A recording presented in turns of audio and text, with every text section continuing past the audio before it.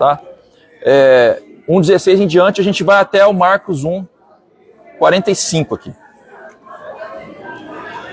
Então eu vou ler aqui. Na verdade, eu queria que quem quiser colocar em Marcos 1 aí, e ler do 16 ao 20 para nós, se alguém achou. Acho que o Renato está quase achando aí. Alguém achou? Mãe, você está no gatilho aí? Quer ler? Vai. E andando junto do mar da Galileia, viu Simão e André, seu irmão, que lançavam a rede ao mar, pois eram pescadores. E Jesus lhes disse: Vinde após mim, e eu farei que sejais pescadores de homens. E deixando logo as suas redes, os seguiram. E passando dali um pouco mais adiante, viu Tiago, filho de Zebedeu, e João, seu irmão, que estavam no banco consertando as redes. E logo os chamou. E eles, deixando seu pai Zebedeu no barco, com os empregados, foram após ele. Primeira coisa que eu queria discutir com vocês aqui é o seguinte. Aqui, no Evangelho de Marcos, parece que o chamado dos 4 irmãos... Irmãos, se quiser vir mais aqui pra gente participar com a gente, tá convidado. Tá? Primeira coisa aqui que a gente observa é que parece que o chamado foi algo assim, Jesus passou e falou, vem, vambora, eles largaram tudo e saíram. Vocês acham que foi assim mesmo, que não teve nada, que só Jesus chegou e falou, vamos, eles saíram? É a impressão, né? É a impressão, né? Tipo... Eu não sei como é que foi o chamado de vocês, né? Porque, assim, até quem nasceu na igreja um dia se converteu, né? Mas dificilmente é algo assim rápido. Dificilmente é algo assim. Eu, assim, particularmente eu não conheço ninguém que tenha se convertido assim, ó. Chegou lá e alguém fez uma oração, a pessoa do nada, assim. O que vocês acham? Vocês acham que foi assim, que não foi? Em relação ao chamado dos discípulos? Eu penso que o poder de Jesus é tão grande, tão forte, que se ele olhar para você e falar, vamos, me segue, você vai fazer o mesmo, né? Hoje a gente não tem ele pessoalmente com esse poder, por isso é mais difícil. Mas eu acho que ele, com aquele poder que ele tem, com aquele olhar, aquela voz, o Espírito Santo, sabe? Ele toca e a pessoa faz isso mesmo, larga tudo e vai. Então a Sandra falando assim que o chamado de Jesus é muito forte, né? Que isso pode sim ter acontecido. Né? Inclusive tem uma doutrina calvinista, né? Que é uma das 5 doutrinas calvinistas. Uma delas se chama graça irresistível, né? No qual eles falam que é impossível resistir ao chamado de Jesus. É claro que a gente, como nós somos arminianos, né? Assim é claro que nós somos adventistas e tal, mas nós somos arminianos, nós cremos no livre-arbítrio. Então, que se nós quisermos resistir, que muita gente quer, acaba resistindo ao chamado de Jesus. Mas para aqueles que aceitam, sim, pode acontecer. De uma maneira rápida. Só que se você for lá no Evangelho de João, você vê que, na verdade, eles eram discípulos de João Batista. João Batista já falava de Jesus para eles, então tinha um envolvimento já, eles já estavam ouvindo pregações, tal. O chamado de Jesus foi vamos dizer assim, a colheita. Igual a gente tem muitas vezes os cultos de semeadura, em que fala-se muito, e os cultos de colheita, em que você faz apelo para as pessoas aceitarem. E eu acredito que o chamado de Jesus foi tipo uma colheita. Né? E eu creio que na vida de todo mundo é assim, né? Ninguém, eu acho, acontece, mas acho que são poucas pessoas que se convertem assim imediatamente. Com uma. Hã? Às vezes é mais por um trauma, né? Pode acontecer. Às vezes acontece alguma perda e a pessoa se converte assim imediatamente, igual você está falando. Mas, sim. Geralmente, pelo menos agora eu tenho assistido bastante aqueles filmes do aplicativo da Adventista. Tem Ah, uns do filmes Seven lá, Me né? tem vários Então, filmes lá. E lá tem algumas conversões assim imediatas, mas geralmente são por perdas, né? Por uma situação muito difícil que eles passam.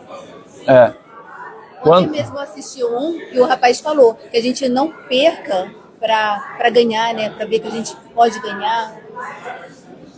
E... Quando Salomão fala, né, em Eclesiastes que melhor a casa em que há luto do que a casa em que há nascimento, né? Porque você encara o fim de todas as coisas. Então, o sofrimento, muitas vezes, é um momento em que você para e você percebe que a sua vida, ela não se resume àquilo. Na verdade, se a sua vida for só aquilo, ela não vale a pena ser vivida, né? E é quando você abre os olhos para algo maior. E é quando Deus, muitas vezes, consegue te alcançar. Te pescar, vamos dizer assim, de uma maneira até rápida, né? Igual a Geisiane está falando aqui. E aí, o que os irmãos abandonaram para seguir Jesus? O que eles abandonaram? A pescaria, né? O pai. O pai estava lá. Eles tinham uma vida de pescador. Eles tinham uma profissão. Eles tiravam sustento deles daquilo. Eu imagino que também o pai dele não deve ter ficado muito feliz que os dois filhos, se ele era uma pessoa de Deus, ele ficou feliz, mas se ele não era, ele não ficou feliz, né? Então foi uma decisão, imagino assim, que teve muitas consequências. Como é que eu vou comer agora? Como é que eu vou me vestir?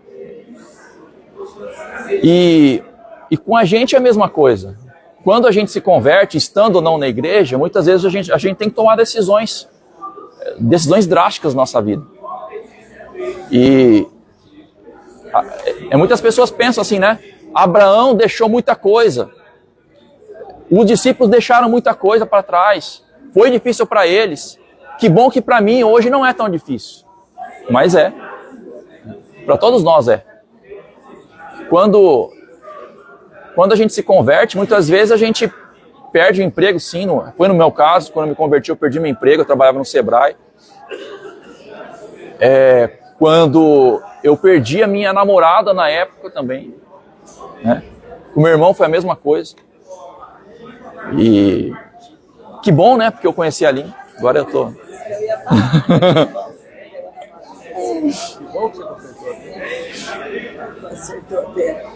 Mas é muita coisa, sabe? Eu acho que principalmente o que a gente costuma abandonar, assim, que a gente tem que abandonar, são os sonhos que nós temos antes de... Sejam bem-vindas. Os sonhos que a gente tem antes de se converter. Eu tinha o sonho de ser bilionário. Esse era o meu grande sonho.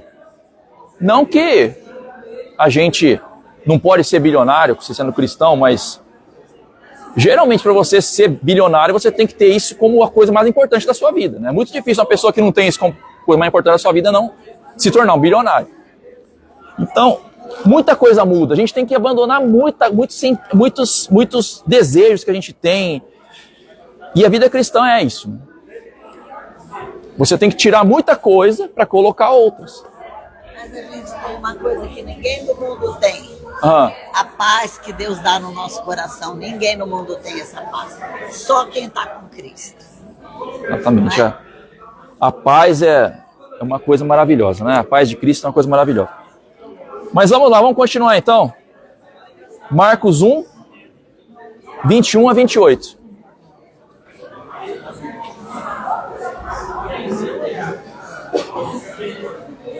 Marcos 1, 21 a 28. Achou? Vai lá, Sandra. Sandra vai ler. Eles foram para Cafarnaum e logo que chegou o sábado, Jesus entrou na sinagoga e começou a ensinar.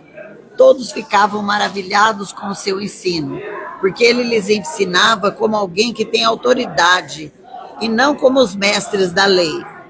Justo naquele momento, na sinagoga, um homem possesso de um espírito imundo gritou: "O que queres conosco, Jesus de Nazaré?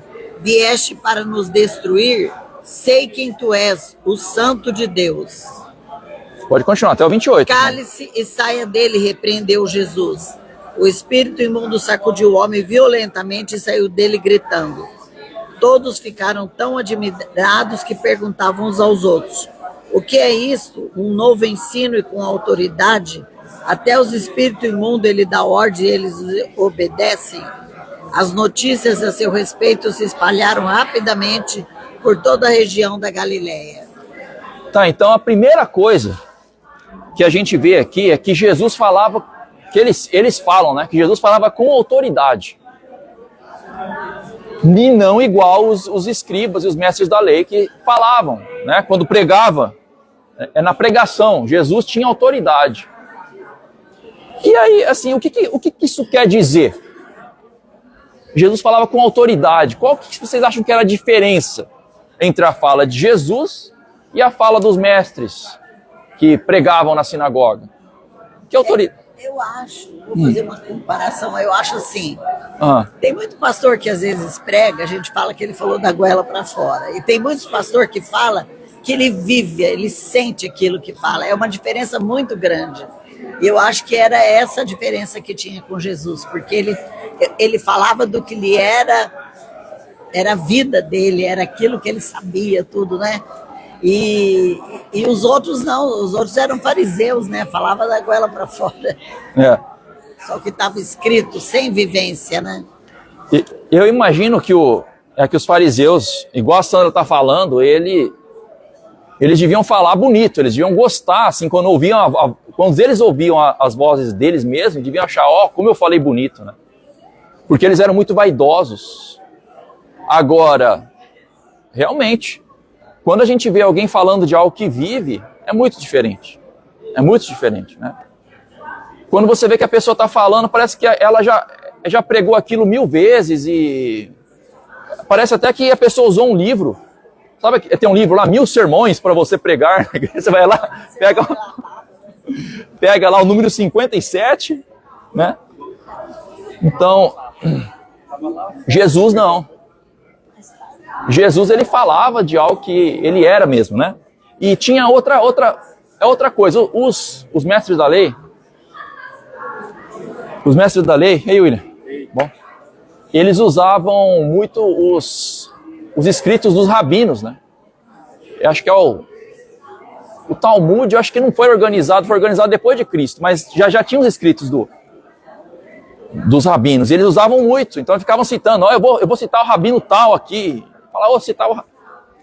E Jesus não, ele pegou na Bíblia, foi na Bíblia, e ele foi falando assim, explicando. Eu imagino que Jesus deve ter feito uma exegese lá, maravilhosa, igual a gente vê às vezes, né, que a pessoa vai no Antigo Testamento, vai pegando trechos e mostrando aquele argumento que ela está falando de uma maneira assim que você não tem para onde ir, sabe?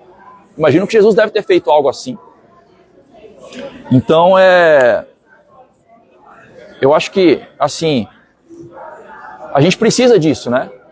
A gente precisa de pessoas que falam do que vivem, a gente precisa de pessoas que conhecem a Bíblia, que vão explicar, fazer uma boa exegese bíblica, pessoas que sabem a Bíblia de cor. A Bíblia não fala a Bíblia inteira, mas versos de cor. Isso é uma coisa que eu peco muito. Eu não tenho o costume de decorar versos da Bíblia. Eu sei, alguns, de tanto ouvir, você acaba sabendo, mas eu nunca cheguei e falei, não, vamos decorar aqui. Fico tentando lá. É igual a música sertaneja, né? De tanto ouvir o vizinho, você começa a saber cantar, né? Não, é pior que essas músicas famosas aí, funk, né, sertanejo, pagode, parece que você ouve 2 vezes e já decora, né? Já decora. Mas a Bíblia que é bom, né? Uhum. E, assim, eu lembrei que você falou a diferença de Jesus e dos fariseus, né? Eu acho que é a convicção e também o espírito, né? Que quando você fala as palavras de Deus, quando você conversa com Deus, o espírito acalma, né? Ontem eu estava escutando a escola sabatina e aquele pastor, que esqueci o nome dele, o Dudu, pastor Dudu, que o Dudu, a escola Dudu Batista. Ele falou, quando você conversa com Deus, o espírito acalma.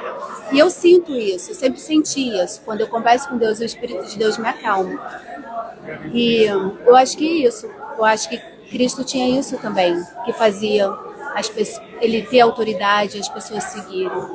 A Geisiane está falando aqui que quando Jesus falava, a palavra dele era a palavra de Deus, então ele transmitia o Espírito Santo a nós, né? A paz. Eu tinha um tempo atrás aí, uns meses atrás que eu tenho, volta e meia, eu tenho um pouco de depressão, não é aquela depressão profunda, mas eu tenho. E tinha um tempo que eu tava, assim, com aquela depressão o tempo todo, sabe? O único momento que eu não me sentia assim era quando eu me ajoelhava e orava. Aí parecia que eu queria passar o dia inteiro orando. Eu imagino que ouvir Jesus é mais ou menos isso. Acho que você esquece de tudo, todos os seus problemas, você só fica ouvindo ele, né? Devia ser maravilhoso. Sim, Eric, mas assim, Fala pelo você falar de algo que você viveu ou que você vive, né, é totalmente diferente de eu pegar um livro, sei lá, e ler e saber sobre aquilo, né? É muito diferente, né? É igual quando seria um professor, tipo, quando a gente tá no segundo grau, eu não aguentava mais ver meu professor. Ah, agora é aula de não sei o quê, agora é aula de não sei o quê. Agora, quando você pega alguém que começa a falar uma experiência que viveu e tal, né? Você nem vê a hora passar, né? Na verdade, um pregador que eu tenho a impressão de que eu não vejo a hora passar é o Bulhon. Não sei quem estava aqui quando ele veio pregar aqui, ele invadiu a escola sabatina, ninguém nem percebeu. Ele parou de pregar, entendeu? Já tinha saído toda a programação e todo mundo achou maravilhoso, ninguém nem percebeu. Então eu acho assim que Cristo, como sendo o próprio Deus, né, ver ele falar, as expressões que ele fazia, devia ser assim, a congruência plena, né, entre, né, a mensagem corporal, emocional, né, realmente. Eu acho assim, aquilo que a gente vive é aquilo que a gente deve falar primeiro. Tudo bem, se a gente for passar um estudo bíblico, a gente vai ter que falar de tudo um pouco para passar pelas doutrinas principais. Mas aquilo que a gente vive, eu acho que sempre é o que a gente deve colocar como tempero real, né? O verdadeiro sal, né? Uhum. O William falou do Bulhon aqui, e para mim é um ótimo exemplo, porque se você for analisar teologicamente um sermão, a maioria dos sermões do Bulhon, você não tem muita coisa assim, teologicamente, muito profunda tal, mas o jeito que ele fala, você se envolve, você acaba aprendendo alguma coisa. Então, ele fala isso, né? Uma coisa é, né, eu falar isso, outra coisa é o Bulhon falar, parece que é diferente, né? A pessoa Ele é uma vida dedicada a Deus. A vida dele é dedicada a Deus. Ele vive para isso. Então, por isso que ele é cheio do Espírito, né? Tipo João, né? Que chega e fala, filhinhos, não sei o que. Assim. Só João falando que vai dar certo. Eu não Se vou eu falar, não vai colar. Se eu chamar os outros de filhinhos, o pessoal fica olhando para mim assim. Né?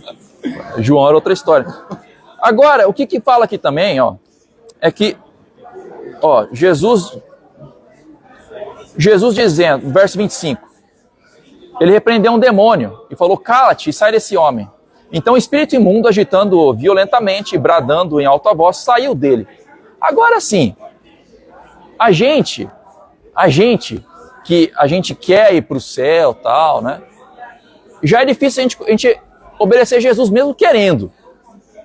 E o demônio, que não tem mais nada a perder, por que será que os demônios obedeciam Jesus?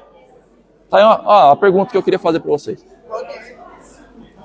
Poder, você acha que tinha tipo um poder assim, tirava eles? Ele já venceu o demônio. Já venceu. Mas será que quando ele falava, vinha alguma força assim e jogava eles para longe? É porque o diabo sabia de onde ele era e de onde ele veio. Então o diabo sabia quem ele era. Entendeu? Então por isso que o diabo fugia quando ele mandava. Então, obedecia a ele. A missão para mostrar que eles tinham medo. Eles tinham medo de ser expulsados. Então, tanto a Sandra quanto a Geisiane, quer falar alguma coisa, Evelyn? Na verdade, eles não sabiam quem Jesus era, né? Porque sabia que ele era o rei do Sabia que ele era Deus. Então, assim, cara, não vou desobedecer ao rei, Como né? que vai fazer? Então, eles tinham medo de Jesus.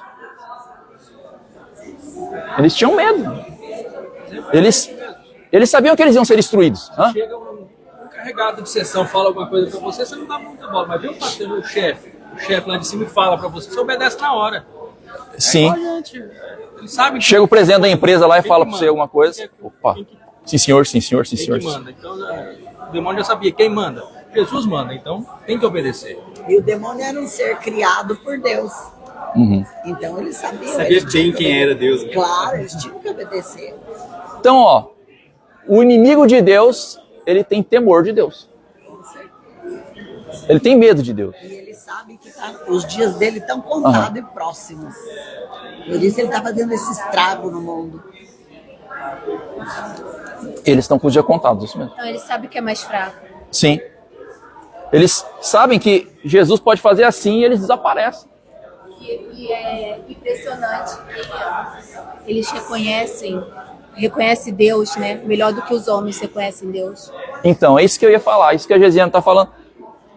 Os demônios, eles temem a Deus e obedecem. E a gente, muitas vezes, a gente não teme a Deus. Eu vejo pessoas blasfemando, pessoas fazendo piada com Deus, né? Ou seja, o ser humano, Pode o falar. ser humano é candidato a demônio. Não, o princípio da sabedoria. Projeto de demônio. Se eles tivessem o conhecimento que os demônios têm, eles iam ter medo de Deus também, né? O princípio da sabedoria. Agora, é diferente para quem é convertido. Para quem é convertido, não precisa ter medo de Deus. Porque aí é diferente. Aí você vai ter o amor de Deus te guiando na sua vida. Quando você peca, você tem o perdão de Deus. Agora, para quem escolheu viver em rebeldia contra Deus, devia ter medo. Devia ter medo. É por isso que Deus, ele sempre deixa uma dúvida. Ele nunca prova que ele existe. Nunca você vai ver uma prova que Deus existe. Uma prova inequívoca, que você pode chegar para um ateu e falar aqui, ó. Porque senão ele vai servir a Deus por medo. Igual os demônios. Mas se os ateus soubessem que os demônios sabem, eles iriam servir a Deus por medo. Mas assim, acho que o lado mais triste de ser um demônio, ou ser Satanás, é que eles não têm mais nada do Espírito Santo. Né? Porque se você vê, né, que nem quando a gente está vendo a parábola das 10 virgens, a gente vê que todas tinham o Espírito Santo. Só que metade tinha pouco demais e não era suficiente para ser salvo. Mas ainda tinha um pouco. Agora os demônios não tem nada. É. E o que é a situação psicológica e emocional de alguém que não tem o Espírito Santo? Porque os frutos do Espírito que é o que traz saúde emocional pra gente. Se a pessoa não tem mais o Espírito Santo atuando, a não ser para manter a vida deles, a matéria, né? Que é diferente daquilo que a gente consegue perceber, mas para manter a matéria da vida deles, pô, que vida que é essa? E aí se explica por que aqui muitas vezes acontece a pregação do evangelho demoníaca. Vocês já viram? Quando você tem, por exemplo, um demônio vai lá e incorpora alguém lá, a pessoa começa, né? E aí aquelas pessoas que estão lá vê que existe o demônio de verdade, elas se convertem. Mas como assim? O demônio pregou? O que acontece? Porque o demônio, muitas vezes, ele não consegue agir racionalmente. Ele é um ser totalmente debilitado. Ele simplesmente acha que sente alguma raiva, vai lá, incorpora. Depois que as pessoas convertem, ele vai ver a besteira que ele fez. Sabe aquela pessoa descontrolada? Muitos demônios, eles devem ser assim. Pessoas descontroladas. Não, eu fico pensando como que deve ser difícil para Lúcifer conseguir organizar o trabalho dos demônios, né? Acho que tem demônio que ele nem fala, não, fica aí vocês não servem para nada. Imagino que deve ser assim. Ele deve ter alguns lá que ele confia lá, que são o resto. Né? É, ele mesmo deve dar uns chilique lá de vez em quando. É. Mas, outra coisa, Jesus fala várias vezes, ó, ele falou pro demônio, cala-te. E depois, mais pra frente, ele fala lá é uma pessoa que foi curada, né, pra não falar que ela tinha sido curada, né. Agora, por que Jesus queria esconder que ele era o Messias? Você já para, assim, é claro que todos nós já vimos isso daí, né? De Jesus não querer divulgar. Por que vocês acham que Jesus fazia isso? Ali onde ele curou aquele doente, falou para ele não contar nada para ninguém, só levar a oferta. Aham. Ele não queria, porque o que aconteceu? Ele não pode mais entrar na cidade para pregar. Sim. Então, a desobediência dessa pessoa levou com que Jesus não pudesse mais entrar lá para pregar. Porque, então, o homem que foi curado, ele, igual a senhora está falando, ele saiu espalhando para todo mundo, e aí Jesus não conseguiu mais entrar na cidade para pregar. Vai lá, Eduardo, pode falar. O último verso desse capítulo 1 explica. Aham. Diz aqui, mas tendo ele saído, começou a pregoar muitas coisas e a divulgar o que acontecera. De sorte que Jesus já não podia entrar publicamente na cidade, mas conservava-se fora em lugares desertos e em todas as partes iam ter com ele. Ou seja, o trânsito de Jesus, o trânsito livre de Jesus, como Messias, ficou prejudicado. Aham. Sempre que chega alguém falando algo não habitual, e ainda mais se for a palavra de Deus verdadeira, o que vai acontecer? A maioria das pessoas vai ser contra, principalmente as autoridades. E nessa época tinha muita gente que aparecia falando: eu sou o Messias. Eu sou o Messias, eu vim libertar Israel dos romanos. Aí juntava um monte de gente, eles pegavam em armas, ia para cima dos romanos, os romanos matavam todo mundo, né? E inclusive Barrabás era um desses revoltosos aí, né? Contra Roma. Então, se começassem a divulgar que Jesus era o Messias, com certeza as autoridades iam ficar contra ele. Ia matar ele antes da hora, porque ele tinha uma hora certa. Iam tentar matar ele antes da hora. E ele então não tinha como entrar. Ele já não conseguia entrar naquela cidade, por quê? Porque as autoridades já estavam marcando ele. E as autoridades que eram sacerdotes e que eram para estar ao lado dele, eram contra. Que barbaridade, né? O que seria a igreja dele não estava do lado dele. Bom, Eric, eu pensei numa coisa. Vai lá, fala aí. E as autoridades da Igreja Adventista do Sétimo Dia? Por que eu estou falando isso? Uhum. Porque nós temos uma chuva serôdia pertinho de cair. E Ellen White disse que ela vai cair, vai ser rejeitada e vai ser combatida por outros. Olha que coisa delicada. Eu não estou falando das autoridades como problema sendo eles, mas pode ser eu também. De repente o Espírito Santo cai sobre a Aline e ela começa a fazer um grande trabalho, e se eu não tiver o mesmo espírito, eu vou combater, eu vou ser contra, né? Então, às vezes, nós olhamos para essas coisas do velho Israel e da época da crucificação de Jesus e esquecemos de uma coisa. Ellen White associou o Israel antigo ao moderno 70 vezes, pelo menos. E tudo o que aconteceu é para advertência nossa, para cada um se examinar e ver se não vai agir igual. Então, uma coisa é certa. Quando começar a cair uma chuva do Espírito Santo, igual aconteceu no Pentecostes, que a gente sabe, de acordo com a Bíblia, que teve a chuva temporã, que foi a chuva que caiu sobre os discípulos, e a chuva serôdia, que será a chuva do Espírito Santo que vai cair sobre muitas pessoas antes de Jesus voltar. Quando começar a acontecer isso, essas pessoas, para muitos, vão parecer fanáticos. Então a gente, nós temos a obrigação de nos mantermos cheios do Espírito Santo, igual as 5 virgens que entraram na festa de casamento. Lâmpada cheia. Nós temos obrigação, porque senão nós não conseguiremos reconhecer as pessoas que estiverem do lado de Deus. A gente vai achar que essas pessoas vão estar do lado do diabo. Nós vamos achar. Porque nós não teremos o Espírito Santo em dose suficiente para reconhecer. Então, isso é importantíssimo. tá? Pastor, hoje, eu assisti uma pregação e depois o pastor mandou essa pregação no grupo. E eu falei, eu acabei de assistir. Ele fala muito sobre isso. É uma pregação muito interessante, eu vou pôr no grupo. Quem quiser assistir, assiste, porque é muito interessante. Porque você tem o teu corpo, que é o templo do Espírito Santo, ou ele está cheio do Espírito Santo e a casa está pronta para o Espírito Santo, ou vai estar pronta, né? Ou vai estar vazia. É muito interessante a pregação dele. Aí eu vou pôr no grupo, então. Quem quiser assistir.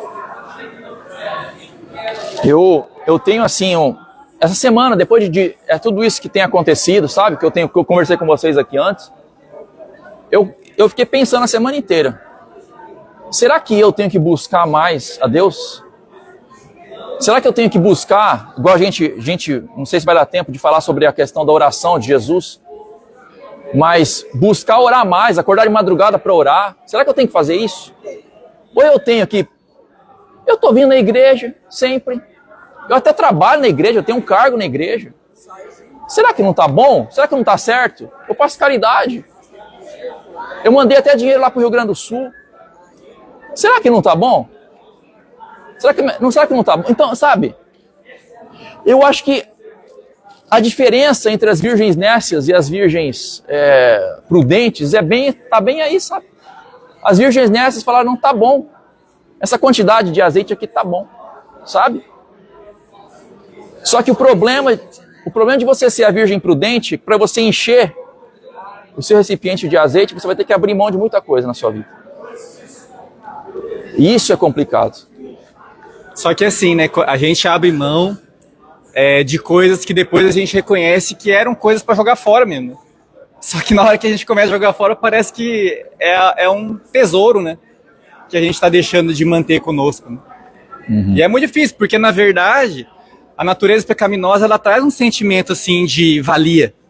Pô, você vai jogar fora isso? Olha quem você é. Você vai deixar de ser isso? Você tem certeza? Você vai perder esse status? Você vai perder esses aplausos, você vai perder esse respeito que o pessoal tem por você. Você vai abrir mão disso. Isso é bom, olha aí. Às vezes você vai ter gente falando assim, cara, eu admiro você por causa disso. Só que é justamente uma coisa que você fala assim, pô, mas é isso que Deus quer que eu tire de mim. Então assim, no momento que você está abrindo mão, é a sensação de morte mesmo. Fala assim, não, eu sou maluco se eu for abrir mão disso. Mas depois que você abre mão e aquilo deixa de ter efeito em você, aí você fala, nossa, agora eu tô livre realmente. Né? Vamos continuar então? Vamos lá para Marcos 1, 29 a 34. Você quer ler, Renato? Você quer ler para nós? 29 a 34. E logo, saindo da sinagoga, foram à casa de Simão e de André com Tiago e João. E a sogra de Simão estava deitada com febre, e logo lhe falaram dela. Então, chegando-se a ela, tomou-a pela mão e levantou-a, e imediatamente a febre a deixou e servia-os. E tendo chegado a tarde, quando já se estava pondo o sol, trouxeram-lhe todos os que se achavam enfermos e os endemoniados. E toda a cidade se juntou à porta, e curou muitos que se achavam enfermos de diversas enfermidades, e expulsou muitos demônios, porém não deixava falar os demônios, porque o conheciam. Tá. Então aqui mostra um sábado de Jesus, né?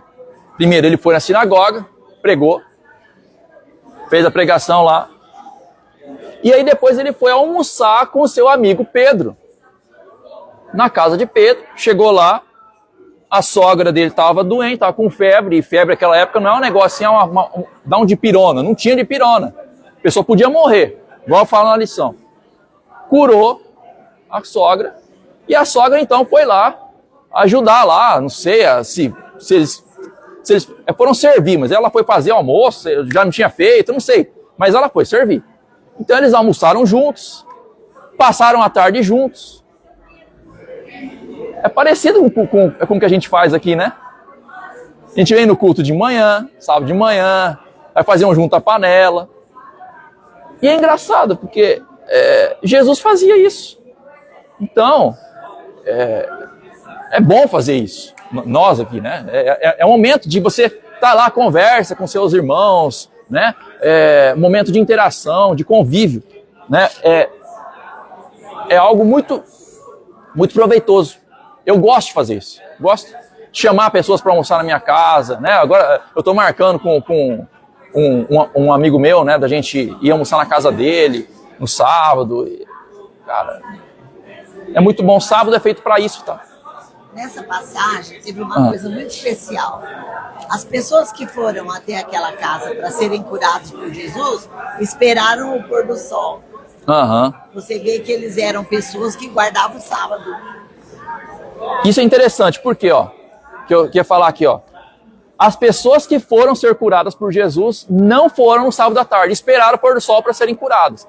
Jesus ia se recusar a curar se elas fossem no sábado à tarde? Não, ele ia curar todos. Se fizesse uma fila lá, sábado, meio-dia, ele não ia nem almoçar. Ele ia ficar curando as pessoas. Mas as pessoas foram depois do pôr do sol. Por quê? Porque era a cultura judaica, né? Tanto que os fariseus falavam que era pecado curar no sábado. Sendo que a gente sabe que não é.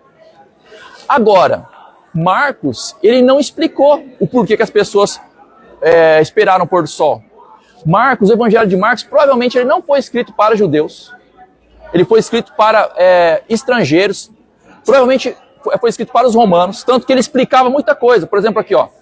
Ele explicava quais eram as festas judaicas. Ele explica no evangelho de Marcos os costumes dos fariseus. Os valores das moedas palestinas. Muitas instruções feitas em aramaico foram traduzidas para o grego. Por quê? Porque o evangelho esse evangelho de Marcos não era para os judeus, ele era para os estrangeiros. Só que ele não explica o porquê que as pessoas foram depois do pôr do sol. Por quê? Porque essas pessoas que estavam lendo, elas já sabiam do sábado. Não precisava explicar. Provavelmente elas já guardavam o sábado. Tá? Você quer falar alguma coisa? Eu ia falar só assim, que de repente o pessoal não foi no sábado, não porque o sábado não era um dia que Jesus desejaria curar, mas porque a pessoa ficou com medo do que os outros iam pensar. A pessoa, se eu for lá no sábado, Jesus me cura, aí eu tô lascado aqui. Vão falar que eu não sou questão de verdade. Então, assim, às vezes, a gente até tem, assim, uma verdade de Deus que a gente guarda pra gente porque a gente fica com medo de falar ou viver de uma maneira que as pessoas percebam. E aí, tipo, a gente não quer ter o pessoal falando em cima, cochichando, né? E talvez a gente precise perder esse medo e eventualmente falar alguma coisa ou fazer alguma coisa que a gente já entende que enriqueceria a experiência do cristianismo. Por exemplo, um exemplo disso que você está falando, né? Supomos que tem uma pessoa doente que eu preciso de fazer uma sopa para ela e eu não tenho os ingredientes na minha casa. Aí eu vou no mercado comprar no sábado para fazer a sopa para ela. Eu estou fazendo bem, mas quem me vê lá comprando no sábado já vai, ó... Até explicar. Com certeza. Pois é. Você está vendo como é que é A complicado. Sandra estava no mercado, né? Mercado no sábado. Aí já fala pro irmão, outro irmão fala pro irmão, fala pro outro, fala pro outro. Tá no carro, tá no carro. Às vezes deixam de fazer o bem para não se comprometer, né?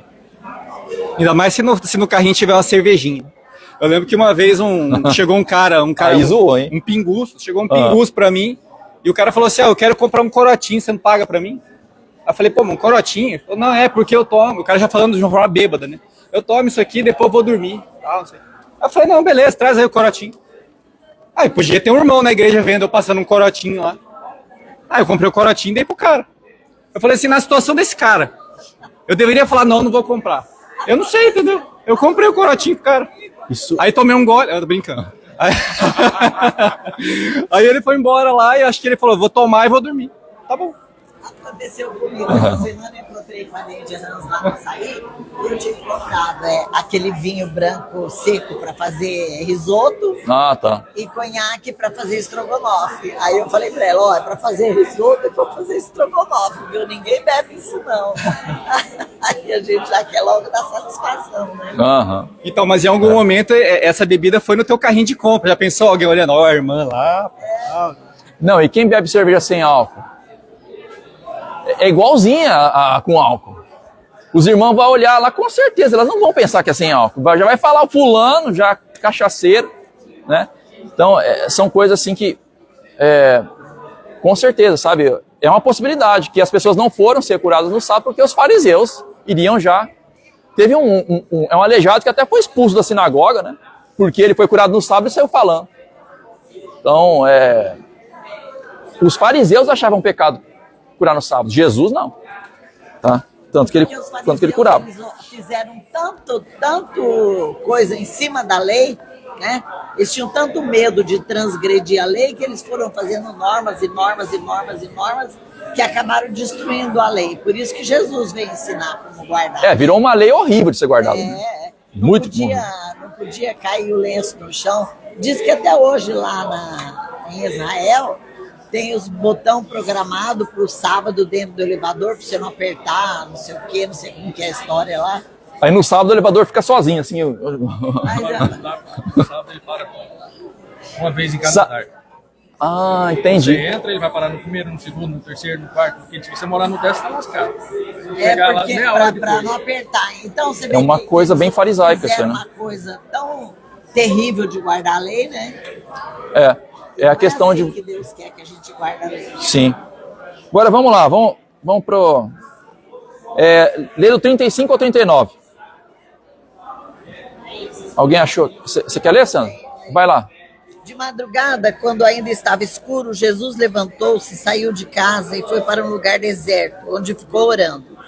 Simão e seus companheiros foram procurá-lo, e ao encontrá-lo disseram: todos estão te procurando. Jesus respondeu: vamos para outro lugar, para os povoados vizinhos, para que também lá eu pregue, e foi para isso que eu vim. Então ele percorreu toda a Galiléia, pregando nas sinagogas e expulsando demônios. Tá, então, eu vou tentar assim, resumir aqui. Eu falei várias... Tipo, eu anotei muitas perguntas aqui. Mas tinha muito demônio mesmo. Então, Mas será que hoje não... Aí, então Jesus, ele começou a pregar à noite e tinha muita gente. Tinha muita gente para ser curada. Curar à noite. Começou aquela fila, né, de pessoas. Eu imagino que ele foi, com certeza, até meia-noite, 1h, curando as pessoas tranquilamente. E ele acordou de madrugada para orar. Quantas horas que ele dormiu nessa noite? Deve ter dormido, 2, 3 horas no máximo. E a gente sabe, quem é da área de saúde, sabe que a coisa mais importante para você ter uma boa saúde é o sono. Tem gente que fala que a alimentação não é. Se você quer ter uma boa saúde, a primeira coisa que você precisa de se preocupar é com a quantidade de horas que você dorme e o horário que você dorme. E imagino que Jesus sabia disso. Só que ele mesmo assim foi dormir de madrugada e acordou de madrugada para orar. Então, para você ver a importância da oração. Entre a sua saúde e a oração, ele escolheu a oração. Então, assim, isso é algo para a gente refletir. Inclusive, se você pega lá em Lucas 6,12, fala que ele passou a noite orando até amanhecer. Então, eu vejo que é importantíssimo a gente cuidar da saúde. Importantíssimo, a gente deve cuidar. Mas existem momentos em que a gente vai jejuar. E tem nutricionista que fala que tem que comer em 3 horas. Mas você vai jejuar, vai ficar aí, 24 horas sem comer. Né? Você vai, às vezes, ficar uma noite sem dormir, porque você vai passar a noite orando. E a gente tem que aprender que, sim, a saúde é importante, mas a gente tem que priorizar a vida espiritual. Porque lá no céu, para onde a gente vai, o corpo que a gente vai ter vai ser outro. Não vai ser esse? Alguma coisa? Não vai. A Ellen White fala que de cada 10 doenças, 9 tem início na mente, né? E hoje a ciência tem, lógico, quando eu falo ciência, eu falo de uma parte da ciência, né? Porque a ciência hoje é uma bagunça do caramba, se você for olhar, né, as posições. Mas tem uma parte da ciência que fala isso já também. Então, tipo, por exemplo, eu tô num módulo lá na minha formação de neuropsiquiatria. E o professor fala assim: não espere do remédio aquilo que não é do remédio.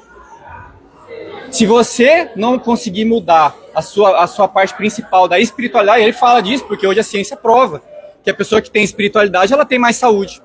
Se você não conseguir mudar o modus operandi da tua psique, vamos dizer que você é uma pessoa assim que é ingrata, você tem sede de vingança. Então não adianta você tomar um remédio que vai aumentar a GABA se você é assim, cara. O remédio não vai ganhar do teu mindset. Então ele falou assim que quando muita gente vai lá, faz os tratamentos mais tops que tem, e a pessoa não progride direito. Quando vai ver, a pessoa tem que arrumar o funcionamento psique dela. O Cícero Coimbra, por exemplo, lá que fez o protocolo Coimbra. Pô, ele dá altas doses de vitamina D e faz uma maravilha no sistema imune. Só que as pessoas que têm problemas emocionais, mesmo tomando altas doses, a doença resiste. E aí, quando ele descobriu isso, ele começou a passar treinamentos de terapia cognitivo-comportamental, psicologia positiva, e começou aí a ver essas pessoas terem resultados. Então, a gente pode, sim, ter certeza que se a pessoa tem problemas espirituais sérios, emocionais sérios, seja lá o que for que ela tenha, ela pode ter o dinheiro que for, fazer o que for, ela vai, no máximo, diminuir um pouco o problema, mas ela dificilmente vai conseguir entrar em remissão. E tem algumas pessoas que, com câncer, por exemplo, que está passando por mim, né, com a minha sócia lá, que a gente vê esse problema. Outras já é mais bem resolvidas e a gente consegue ter mais resultado com geoterapia. Põe barro na barriga, a pessoa começa a melhorar. O outro, você faz um monte de coisa, parece que só está piorando. Mas é uma pessoa que tem mais amargura, essas coisas. Deixa eu ler o final do capítulo aqui para a gente não ficar sem ler. Eu vou ler aqui, ó. Verso 40. Aproximou-se dele um leproso, rogando-lhe de joelhos: se quiseres, podes purificar-me. Jesus, profundamente compadecido, estendeu a mão, tocou e disse-lhe: quero, fica limpo. No mesmo instante, lhe desapareceu a lepra e ficou limpo. Fazendo-lhe então veementemente advertência, logo o despediu. E lhe disse: olha, não digas nada a ninguém, mas vai, mostra-te ao sacerdote e oferece pela tua purificação o que Moisés determinou para servir de testemunho ao povo. Mas tendo ele saído, entrou a propalar muitas coisas e divulgar a notícia, a ponto de não mais poder Jesus entrar publicamente em qualquer cidade, mas permanecia fora, em lugares ermos, e de toda parte vinham ter com ele. Primeira coisa que é importante: os judeus não podiam tocar em leprosos, porque em Levítico fala que ele ficaria imundo até a tarde. Ele ficaria imundo. Só que Jesus tocou no leproso, em vez dele ficar imundo, o leproso que foi purificado. Então, exatamente, com Jesus é diferente. Deus, quando ele toca em nós é que nos purificamos. E foi justamente isso que aconteceu. E uma segunda coisa que eu gostaria de falar aqui é que o leproso era a pessoa mais sem valor que tinha na sociedade naquela época. Mas Jesus se preocupou com ele. Então Jesus não está interessado se você é inteligente, se você tem dinheiro, se você é bonito. Ele não está interessado em nada disso. Ele está interessado, você está disposto a me seguir, a me servir? Você está disposto a entregar a sua vida para mim? Então, você é importante para mim. É isso. Deus os abençoe.